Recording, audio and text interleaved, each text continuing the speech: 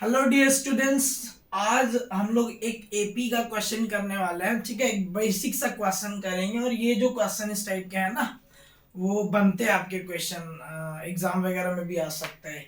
तो एक बार पढ़ते हैं कि क्वेश्चन क्या कह रहा है। ठीक है, क्वेश्चन हमसे कह रहा है which term of the AP, AP आपका दिया हुआ इज -81। तो सर अगर इस टाइप का क्वेश्चन आता है ना कि इस एपी का कौन सा टर्म जो है वो इतना है, ठीक है, तो इस टाइप के क्वेश्चन पता है क्या करते हैं कि जो भी टर्म दिया हुआ है ना कि वो कितने नंबर का टर्म है उसको मान लेते हैं कि वो n नंबर का टर्म है। ठीक है, जैसे यहाँ पे कह रहा है ना कि इस एपी का -81 कौन से नंबर का टर्म है। तो जब मैं सॉल्यूशन का बात करूंगा तो मैं क्या कहूंगा कि मेरा एपी जो है ना वो 21, 18, 15 इस तरह से दिया हुआ है और इस एपी का कितना नंबर का जो टर्म है, कितने नंबर का जो टर्म है वो क्या है, -81 है। क्या है? -81। तो मैं मान लूंगा कि n नंबर का टर्म है ना। तो मैं यहाँ पे ये एज्यूम कर लिया कि ये जो है मेरा वो tn है। ठीक है, ये मैंने क्या किया, तो ये मैंने मान लिया। ठीक है, तो मेरा tn क्या हो गया, tn हो गया -81 है ना। तो मेरा tn हो गया -81 है ना।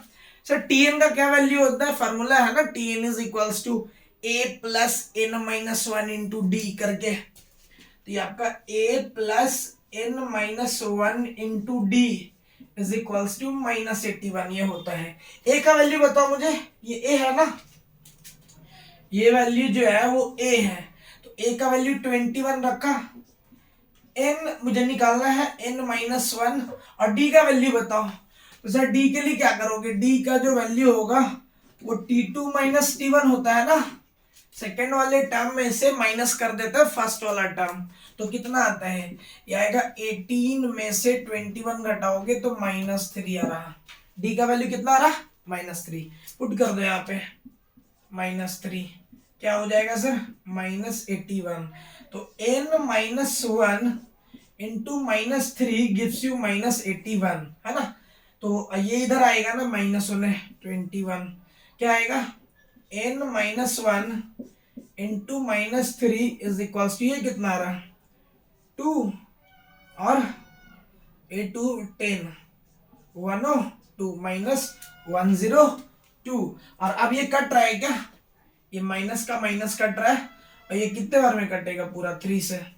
तो सर 3 3 9 और 4 3 12। तो n का वैल्यू मेरा ये 1 उधर आ जाएगा, तो n का वैल्यू कितना आ रहा है, 35 आ रहा है। n का वैल्यू कितना आ रहा है, 35 आ रहा है। तो अगर क्वेश्चन इस टाइप का आता है सर कि इतने नंबर, ये जो टर्म है वो इस एपी का कितना नंबर का टर्म है, इस टाइप से, तो बेसिकली करते क्या ना कि उस टर्म को हम लोग एज्यूम कर लेते हैं कि वो मेरा n नंबर का टर्म है और फिर tn का वैल्यू वहां पे प्लेस करके इस तरह से फाइंड आउट कर लेते हैं कि कितने नंबर का टर्म है। अब देखो इसी टाइप के क्वेश्चन में ना एक और क्वेश्चन क्या बनता है, तो पूछ रहा है कि इसी एपी का कोई एक ऐसा टर्म है जो 0 है। इस टाइप से भी हो सकता है कि सर इस एपी का कोई ऐसा टर्म है जो 5 है, जो 10 है, जो 100 है। तो उसको करने के लिए क्या करते पता है, उसको करने के लिए हम लोग करते हैं कि मैं मान लेता हूं कि इसका ये 34 आ रहा था, मैं मान लूंगा ना कि इस एपी का n नंबर का टर्म 0 है। सब लोग यही, सब कुछ यही करना है कि n नंबर का टर्म कर लेना हम लोग को। तो नाउ हम क्या कहेंगे, लेट tn जो है वो 0 है। ये इस क्वेश्चन के लिए कर रहे हैं, यहां से लेके यहां तक। ये सेकंड क्वेश्चन हो गया, ये फर्स्ट क्वेश्चन है, ये सेकंड क्वेश्चन है। तो tn को मैंने क्या मान लिया, 0। ठीक है, तो tn का वैल्यू क्या होता है, a plus n-1 into D बराबर 0। a का वैल्यू रख दो 21 प्लस 21 प्लस n-1 और ये d का वैल्यू -3 गिव्स यू 0।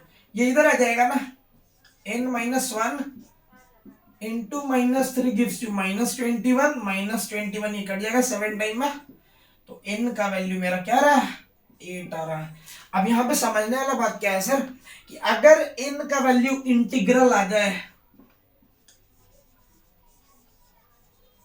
अगर n का वैल्यू इंटीग्रल आ जाए तो हाँ ये जो टर्म है उस एपी का टर्म है। ठीक है। और सर अगर इंटीग्रल नहीं आए, इंटीग्रल नहीं आए, फॉर एग्जाम्पल n का वैल्यू आ जा रहा है 5/3, तो फिर ये जो है ना, ये एपी का टर्म नहीं है। ठीक है, मैं क्या बता दिया ये समझना, ये मैंने ये बताया कि अगर आप किसी टर्म को, किसी नंबर को उस एपी का n नंबर मान करके बना रहे हो, nth टर्म मान के बना रहे हो, और फाइनली n का वैल्यू निकाला आपने, तो इंटीग्रल आ गया, इंटीग्रल आ गया तो वो सही है। इंटीग्रल मतलब 2, 5, 3 इस तरीके से, और ये पॉजिटिव इंटीजर होना चाहिए, यहाँ पे भी समझना, पॉजिटिव इंटीजर होना चाहिए, पॉजिटिव इंटीजर होना चाहिए। ठीक है, और अगर इंटीग्रल नहीं आ रहा है, जैसे कोई फ्रैक्शनल वैल्यू आ गया, तो सर वो जो नंबर है, वो जो टर्म है, वो जो नंबर है बेसिकली वो एपी का टर्म नहीं है। ठीक है, इस थ्योरी पे मैं एक क्वेश्चन आपको दे रहा हूं, ये आपका एक क्वेश्चन है, इसको आपको सॉल्व करना है इस थ्योरी पे, और इससे आपका कॉन्सेप्ट क्लियर हो जाएगा। ठीक है, तो इसके बाद अगला एक और क्वेश्चन हम लोग करेंगे अगले लेक्चर में।